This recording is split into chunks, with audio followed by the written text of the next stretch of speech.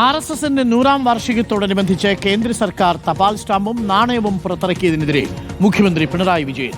ഭരണഘടനയെ തന്നെ അവഹേളിക്കുന്ന തീരുമാനമെന്ന് വിമർശനം. RSS എന്താണെന്ന് എല്ലാവർക്കും അറിയാമെന്നായിരുന്നു CPI ജനറൽ സെക്രട്ടറിയുടെ വിമർശനം.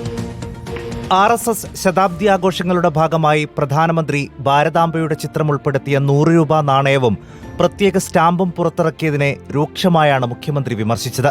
ഭരണഘടനയെ തന്നെ അവഹേളിക്കുന്ന തീരുമാനമെന്നാണ് പിണറായിയുടെ വാക്കുകൾ. യഥാർത്ഥ സ്വാതന്ത്ര്യ സമര സേനാനികളെയും അവർ വിഭാവനം ചെയ്ത മതേതര ഇന്ത്യയുടെയും നേർക്കുള്ള ആക്രമണമാണെന്നും പിണറായി കുറ്റപ്പെടുത്തി. നാണയം ഇറക്കിയതുകൊണ്ടോ ഗാന്ധിജിയെ പ്രശംസിച്ചതുകൊണ്ടോ RSS മഹത്തായ സംഘടനയാകില്ല എന്നായിരുന്നു CPI ജനറൽ സെക്രട്ടറി D. രാജയുടെ പ്രതികരണം. A country which is it is known for its tremendous diversities, and Modi doesn't care for that, and RSS doesn't care for that. കേന്ദ്ര സാംസ്കാരിക മന്ത്രാലയമാണ് ശതാബ്ദി ആഘോഷങ്ങൾ സംഘടിപ്പിച്ചത്. News desk reporter.